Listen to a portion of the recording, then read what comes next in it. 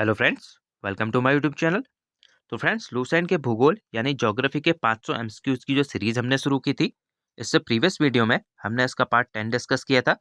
और अगर आपने ये वीडियो नहीं देखी है तो ज़रूर देखिएगा, क्योंकि इसमें जो आपके आने वाला एग्जाम है उसके लिए काफ़ी इंपॉर्टेंट क्वेश्चनों को डिस्कस किया गया है। और आज इस वीडियो में हम इसका पार्ट 11 डिस्कस करेंगे, जिसमें हम ज्योग्राफी के कुछ और इंपॉर्टेंट क्वेश्चनों को डिस्कस करेंगे। तो वीडियो को अंत तक देखिएगा। तो चलिए, बिना टाइम वेस्ट करे हम वीडियो को शुरू करते हैं। तो देखिए, फर्स्ट क्वेश्चन है, लोकटक झील किस राज्य में स्थित है? तो किस राज्य में स्थित है ये? मणिपुर राज्य में ये स्थित है। और एक और फैक्ट आपको याद रखना है यहाँ से, कि जो लोकटक झील है, इसमें एक नेशनल पार्क है, वो कौन सा है? Keibul Lamjao national park. तो एक किस झील पर स्थित है? तो याद रखिएगा, लोकटक झील पर ये स्थित है। तो दोनों फैक्ट आपके आने वाले एग्जामों के लिए काफी इंपॉर्टेंट है, तो याद रखिएगा इनको यहाँ से। नेक्स्ट क्वेश्चन देखते हैं अब हम, क्वेश्चन नंबर 2। हुंडुरु प्रपात कौन सी नदी पर निर्मित है? तो कौन सी नदी पर निर्मित है ये? स्वर्णरेखा नदी पर। और किस राज्य में स्थित है अगर पूछा जाए तो याद रखिएगा, झारखंड राज्य में ये स्थित है। नेक्स्ट क्वेश्चन है, क्वेश्चन नंबर 3। नीली क्रांति का संबंध किससे है? तो किससे? मत्स्य उत्पादन से इसका संबंध है। नेक्स्ट है आपका क्वेश्चन नंबर 4। जलोढ़ मिट्टी भारत के लगभग कितने प्रतिशत क्षेत्रफल पर पाई जाती है? तो कितने प्रतिशत क्षेत्रफल पर पाई जाती है ये? लगभग 22% क्षेत्रफल पर। और ये भी क्वेश्चन काफी इंपॉर्टेंट है आपके एग्जाम के लिए, तो याद रखिएगा इसे। नेक्स्ट क्वेश्चन देखते हैं अब हम, क्वेश्चन नंबर 5। काली मिट्टी का रंग काला किसके कारण होता है? तो किसके कारण होता है ये? उसमें उपस्थित टिटेनिफेरस मैग्नेटाइट तथा जीवांश यानी कि ह्यूमस के कारण। नेक्स्ट है क्वेश्चन नंबर 6। कृष्ण क्रांति का संबंध किससे है? तो किससे? बायोडीजल उत्पादन से इसका संबंध है। नेक्स्ट है आपका क्वेश्चन नंबर 7। मध्य प्रदेश में नेपा नगर किसके लिए प्रसिद्ध है? तो किसके लिए? अखबारी कागज के लिए ये प्रसिद्ध है। नेक्स्ट है क्वेश्चन नंबर 8। भारतीय उर्वरक निगम की स्थापना कब की गई थी? तो कब की गई थी इसकी स्थापना?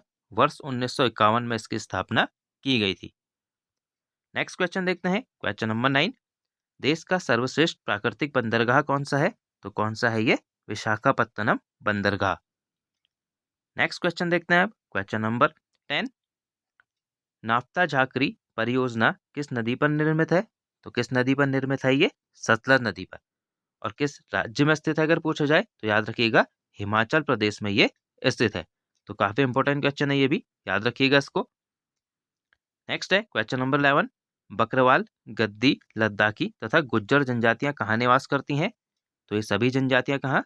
जम्मू कश्मीर में ये निवास करती हैं। नेक्स्ट है क्वेश्चन नंबर 12। धान का डलिया भारत के किस राज्य को कहा जाता है? तो किस राज्य को? छत्तीसगढ़ राज्य को क्या है? धान का डलिया भी कहा जाता है। नेक्स्ट है क्वेश्चन नंबर 13। एवरेस्ट पर चढ़ने वाली प्रथम भारतीय महिला कौन थी? तो कौन थी ये? बछेंद्री पाल।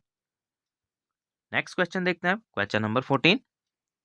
विंध्याचल पर्वत श्रेणी, सतपुरा श्रेणी, नीलगिरी पर्वत तथा राजमहल की पहाड़ियां किस पर्वत का उदाहरण है?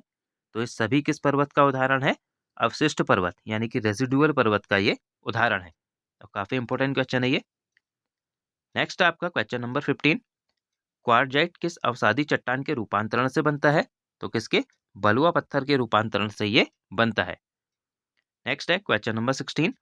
जब लावा किसी दरार या छिद्र से निकलकर सतह पर ठंडा होकर छोटे ठोस टुकड़ों में बदल जाता है तो उसे क्या कहते हैं? तो उसे क्या कहा जाता है? सिंडर उसे कहा जाता है। तो ये भी काफी इंपॉर्टेंट क्वेश्चन है। नेक्स्ट क्वेश्चन देखते हैं अब हम, क्वेश्चन नंबर 17। उत्तरी तथा दक्षिणी ध्रुव को मिलाने वाली काल्पनिक रेखा को क्या कहा जाता है? तो क्या कहा जाता है इसे? देशांतर इसे कहा जाता है। तो याद रखिएगा, देशांतर की परिभाषा क्या है। नेक्स्ट क्वेश्चन देखते हैं अब हम, क्वेश्चन नंबर 18। पृथ्वी का औसत घनत्व कितना है? तो कितना है ये? 5.5 ग्राम पर सेंटीमीटर क्यूब। नेक्स्ट है क्वेश्चन नंबर 19। पृथ्वी के ऊपरी भाग को भूपर्पटी कहते हैं, जो सियाल तथा सीमा क्षेत्रों में विभाजित है। इसमें से सियाल क्षेत्र में किसकी प्रधानता होती है? तो किसकी प्रधानता होती है इसमें?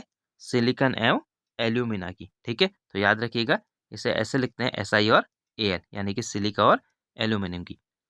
और इसी में देखिए, जो दूसरा क्षेत्र है सीमा क्षेत्र, इसमें किसकी प्रधानता होती है? तो याद रखिएगा, सिलिकॉन और मैग्नीशियम की। ठीक है, तो ये दोनों काफी इंपॉर्टेंट है, याद रखिएगा इनको यहाँ से।